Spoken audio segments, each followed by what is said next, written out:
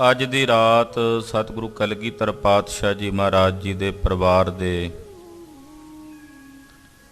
ਵਿਛੜਨ ਦੀ ਰਾਤ ਕਹਿ ਸਕਦੇ ਹਾਂ। ਜੋ ਸਰੀਰਕ ਤੌਰ ਤੇ ਮਹਾਰਾਜ ਜੀ ਦੇ ਛੋਟੇ ਸਾਹਿਬਜ਼ਾਦੇ ਔਰ ਸਤਿਕਾਰਯੋਗ ਮਾਤਾ ਗੁਜਰੀ ਜੀ ਅੱਜ ਦੇ ਦਿਨ ਸਤਿਗੁਰਾਂ ਤੋਂ ਵੱਖਰੇ ਹੋਏ। 6 ਤੇ 7 ਪੋਹ ਦੀ ਵਿਚਾਲੀ ਰਾਤ, ਅੱਜ 6 ਪੋਹ ਹੈ, ਕੱਲ 7 ਪੋਹ ਹੈ। ਸ੍ਰੀ ਅਨੰਦਪੁਰ ਸਾਹਿਬ ਦਾ ਕਿਲਾ ਮਹਾਰਾਜ ਜੀ ਨੇ ਅੱਜ ਦੀ ਰਾਤ ਛੱਡਿਆ।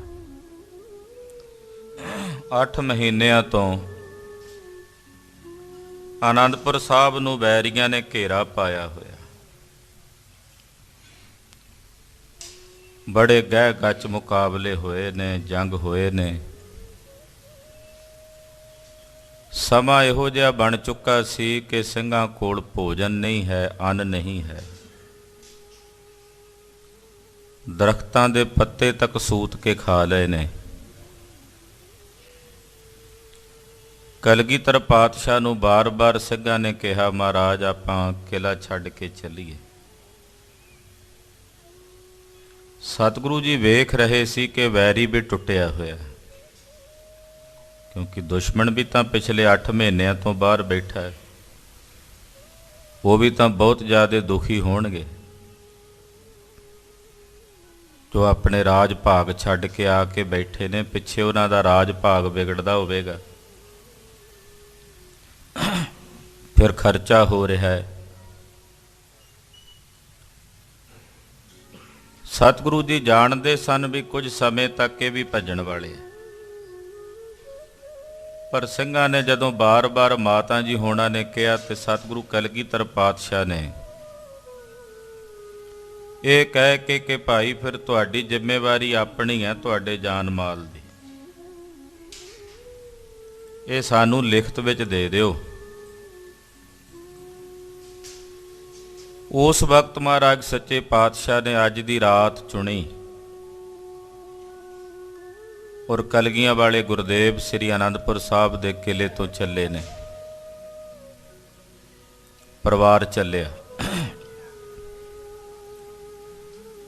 ਮਹਾਕਵੀ ਜੀ ਲਿਖਦੇ ਹੈ ਕਿ ਸ੍ਰੀ ਅਨੰਦਪੁਰ ਸਾਹਿਬ ਤੋਂ ਜਦੋਂ ਟੁਰੇ ਤੇ ਵੱਡੇ ਸਾਹਿਬਜ਼ਾਦੇ ਬਾਬਾ ਅਜੀਤ ਸਿੰਘ ਜੀ ਉਹ ਮੁੜ-ਮੁੜ ਕੇ ਪਿੱਛੇ ਵੇਖਦੇ ਕਿਲੇ ਵੱਲ। ਨਾਲ ਉਹਨਾਂ ਦੇ ਖਿਡਾਵੇ ਸਨ ਭਾਈ ਚੌਪਾ ਸਿੰਘ ਜੀ, ਜਿਨ੍ਹਾਂ ਦੇ ਲਿਖੇ ਹੋਏ ਰਹਿਤਨਾਮੇ ਮਿਲਦੇ ਹਨ। ਭਾਈ ਚੌਪਾ ਸਿੰਘ ਜੀ ਨੇ ਪੁੱਛਿਆ ਬਾਬਾ ਅਜੀਤ ਸਿੰਘ ਜੀ ਨੂੰ ਕਿ ਪਿੱਛੇ ਕੀ ਵੇਖਦੇ ਹੋ ਮੁੜ-ਮੁੜ? ਤਾਂ ਸਾਹਿਬਜ਼ਾਦਾ ਬਾਬਾ ਅਜੀਤ ਸਿੰਘ ਜੀ ਕਹਿਣ ਲੱਗੇ, ਬਾਪੂ ਜੀ ਵੇਖਦਾ ਕਿ ਜਿਹੜੇ ਅਨੰਦਪੁਰ ਸਾਹਿਬ ਦੇ ਸ਼ਾਹੀ ਮਹੱਲਾਂ ਵਿੱਚ ਅਸੀਂ ਆਪਣਾ ਬਚਪਨ ਬਤੀਤ ਕੀਤਾ ਹੈ, ਜਿੱਥੇ ਸਾਡਾ ਬਚਪਨ ਆਪਣੀ ਦਾਦੀ ਦੀ ਗੋਦ ਵਿੱਚ ਗੁਜ਼ਰਿਆ, ਜਿਸ ਨਗਰ ਵਿੱਚ ਕਲਗੀਧਰ ਪਾਤਸ਼ਾਹ ਦਾ ਅਸੀਂ ਦੁਲਾਰ ਬਾਣਿਆ, ਜੋ ਖਾਲਸੇ ਦੀ ਜਨਮ ਭੂਮੀ ਹੈ, ਸੋਚ ਰਿਹਾ ਕਿ ਸਮਾਂ ਬੜਾ ਆਉਣ ਵਾਲੇ ਸਮੇਂ ਵਿੱਚ ਜੰਗ ਯੁੱਧ ਵਾਲਾ ਹੈ ਕਿ ਅਸੀਂ ਵਾਪਸ ਅਨੰਦਪੁਰ ਸਾਹਿਬ ਵਿੱਚ ਆਵਾਂਗੇ ਭਲਾ? ਕਿ ਦੁਬਾਰਾ ਅਨੰਦਪੁਰ ਸਾਹਿਬ ਦੇ ਦਰਸ਼ਨ ਹੋਣਗੇ ਸਾਨੂੰ?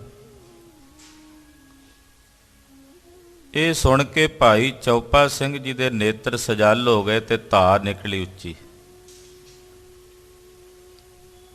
ਅਨੰਦਪੁਰ ਸਾਹਿਬ ਖਾਲਸੇ ਦੀ ਜਿੰਦ ਜਾਨ ਹੈ, ਜਿੱਥੇ ਖਾਲਸੇ ਦਾ ਜਨਮ ਹੋਇਆ,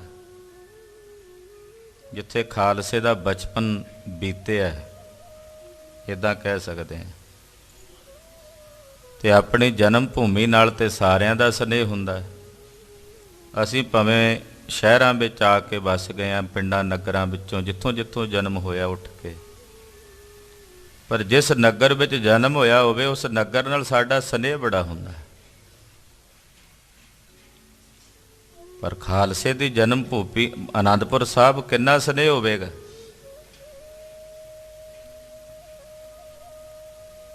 ਭਾਈ ਚੋਪਾ ਸਿੰਘ ਦੀ ਧਾ ਸੁਣ ਕੇ ਕਲਗੀਧਰ ਬਾਜਾਂ ਵਾਲੇ ਸਤਿਗੁਰੂ ਪੁੱਛਦੇ, ਚੋਪਾ ਸਿੰਘ ਜੀ ਕੀ ਗੱਲ ਹੈ? ਧਾ ਮਾਰੀ ਜੇ। ਮਹਾਰਾਜ ਤੁਹਾਡਾ ਲਾਲ, ਤੁਹਾਡੇ ਲਖਤੇ ਜ਼ਿਗਰ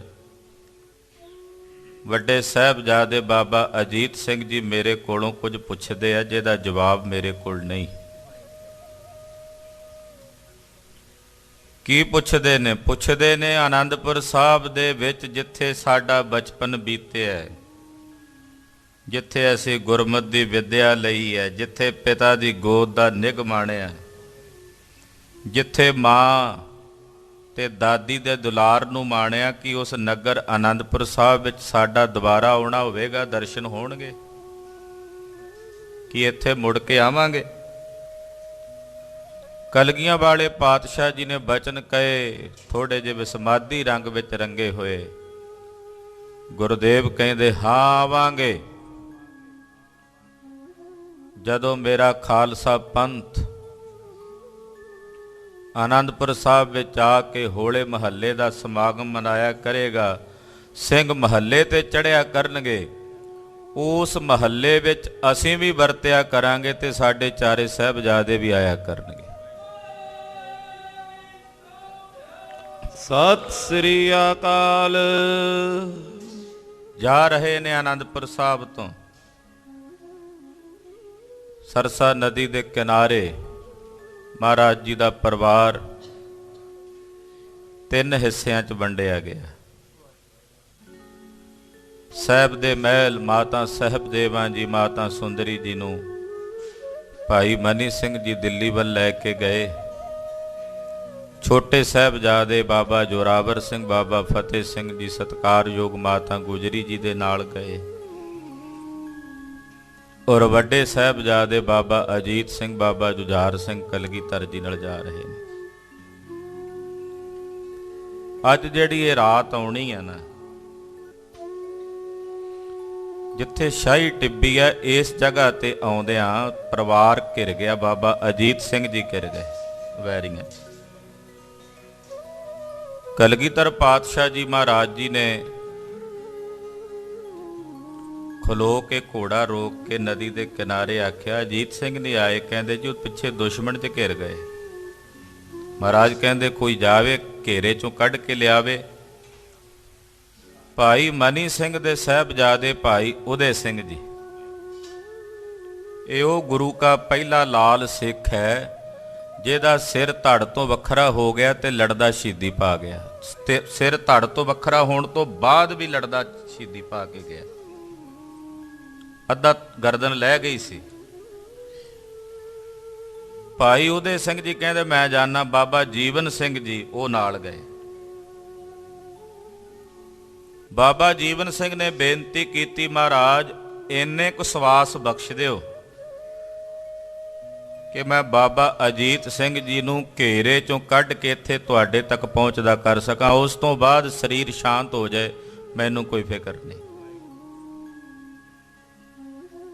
ਯੋਧੇ ਗਏ, ਬਾਬਾ ਅਜੀਤ ਸਿੰਘ ਜੀ ਨੂੰ ਜਾ ਕੇ ਘੇਰੇ ਚੋਂ ਕੱਢਿਆ। ਆਖਿਆ ਬਾਬਾ ਜੀ ਤੁਸੀਂ ਜਾਓ। ਬਾਬਾ ਜੀ ਕਹਿੰਦੇ ਮੈਂ ਕਿਵੇਂ ਚਲਾ ਜਾ ਤੁਹਾਨੂੰ ਛੱਡ ਕੇ? ਕਹਿੰਦੇ ਕਲਗੀਧਰ ਜੀ ਉਡੀਕ ਰਹੇ ਨੇ, ਉਹਨਾਂ ਦਾ ਹੁਕਮ ਹੈ ਤੁਸੀਂ ਜਾਓ। ਫਿਰ ਵੀ ਜਾਂਦਿਆਂ ਜਾਂਦਿਆਂ ਲੜਦੇ ਲੜਦੇ ਬਾਬਾ ਅਜੀਤ ਸਿੰਘ ਜੀ ਗਏ। ਭਾਈ ਉਦੇ ਸਿੰਘ ਤੇ ਬਾਬਾ ਜੀਵਨ ਸਿੰਘ ਜੀ ਇਤਨੀ ਬਹਾਦਰੀ ਨਾਲ ਵੈਰੀ ਦੇ ਸਾਹਮਣੇ ਖਲੋ ਕੇ ਢਾਲ ਬਣ ਕੇ ਲੜੇ। ਦੁਸ਼ਮਣ ਨੂੰ ਰਾਤ ਦੇ ਹਨੇਰੇ 'ਚ ਇਉਂ ਪ੍ਰਤੀਤ ਹੋ ਰਿਹਾ ਸੀ ਕਿ ਇੰਨੇ ਜ਼ੋਰ ਨਾਲ ਜਿਹੜਾ ਅੱਗੋਂ ਲੜ ਰਿਹਾ, ਹੋ ਸਕਦਾ ਗੁਰੂ ਕਲਗੀਧਰ ਆਪ ਲੜ ਰਹੇ ਨੇ, ਵੀ ਇੰਨਾ ਤਾਣ ਲਾ ਕੇ ਇੱਥੇ ਲੜ ਰਹੇ ਨੇ ਵੀ ਕਲਗੀਧਰ ਗੁਰੂ ਗੋਬਿੰਦ ਸਿੰਘ ਸਾਹਿਬ ਆਪ ਲੜ ਰਹੇ ਨੇ। ਭਾਈ ਉਦੇ ਸਿੰਘ ਵੈਰੀਆਂ ਨੂੰ ਰੋਕ ਕੇ ਰੱਖਿਆ। ਸਤਿਗੁਰੂ ਜੀ ਪਰਿਵਾਰ ਸਮੇਤ ਅੱਗੇ ਨੂੰ ਸਰਕ ਗਏ ਰੋਪੜ ਵੱਲ ਸਿੰਘਾਂ ਸਮੇਤ। ਕੋਈ ਸਰਸਾ ਨਦੀ ਦੇ ਵਿੱਚ ਸਿੰਘ ਸ਼ਹੀਦੀਆਂ ਪਾ ਗਏ। ਭਾਈ ਉਦੇ ਸਿੰਘ ਜੀ ਦਿਨ ਚੜ੍ਹਦੇ ਤੱਕ ਵੈਰੀ ਨੂੰ ਰੋਕੀ ਰੱਖਿਆ। ਸਿਰ ਧੜ ਤੋਂ ਵੱਖਰਾ ਹੋਇਆ। ਜਿੱਥੇ ਟਿੱਬੀ ਸਾਹਿਬ ਅਸਥਾਨ ਹੈ ਨਾ ਭਾਈ ਉਦੇ ਸਿੰਘ ਦਾ, ਉੱਥੇ ਸਿਰ ਜਿਹੜਾ ਅੱਧੀ ਗਰਦਨ ਲੈ ਗਈ ਸੀ। ਘੋੜੇ ਤੇ ਬੈਠੇ ਗਰਦਨ ਅੱਧੀ ਲੈਣ ਤੋਂ ਬਾਅਦ ਵੀ ਵੈਰੀ ਨੂੰ ਕੱਟਦੇ ਕੱਟਦੇ ਥੋੜਾ ਜਿਹਾ ਅੱਗੇ ਡੇਢ ਕੋ ਪਿਛਲੇ ਪਾਸੇ ਗਏ। ਉੱਥੇ ਜਾ ਕੇ ਉਹਨਾਂ ਨੇ ਆਪਣਾ ਸਰੀਰ ਸ਼ਾਂਤ ਕੀਤਾ, ਜਿੱਥੇ ਉਹਨਾਂ ਦਾ ਸੰਸਕਾਰ ਹੋਇਆ। ਸਤਿ ਸ੍ਰੀ ਅਕਾਲ। ਉੱਥੇ ਕਲਪ ਬ੍ਰਿਛ ਦੱਸਿਆ ਜਾਂਦਾ ਹੈ ਵੀ ਉਹ ਕਲਪ ਬ੍ਰਿਛ ਹੈ। ਉੱਥੇ ਉਹਦੇ ਨੇੜੇ ਜਾ ਕੇ ਭਾਈ ਉਦੇ ਸਿੰਘ ਨੇ ਉੱਥੇ ਫਿਰ ਉਹਨਾਂ ਦਾ ਅੰਤਮ ਸੰਸਕਾਰ ਹੋਇਆ। ਇਹ ਅੱਜ ਦੀ ਰਾਤ ਦਾ ਇਤਿਹਾਸ ਹੈ। ਸਵਣ ਤੋਂ ਪਹਿਲਾਂ ਸਾਡੀ ਸਿਮਰਤੀ ਵਿੱਚ ਇਹ ਸਾਰੇ ਸ਼ਹੀਦ ਤੇ ਸਤਿਗੁਰਾਂ ਦਾ ਪਰਿਵਾਰ ਹੋਣਾ ਚਾਹੀਏ, ਔਰ ਸਿਮਰਤੀ ਵਿੱਚ ਕਲਗੀਧਰ ਪਾਤਸ਼ਾਹ ਦਾ ਸਿਮਰਨ ਹੋਣਾ ਚਾਹੀਏ। ਆਓ ਲੜੀਵਾਰ ਪ੍ਰਸੰਗ ਜਗਤ ਗੁਰੂ ਗੁਰੂ ਨਾਨਕ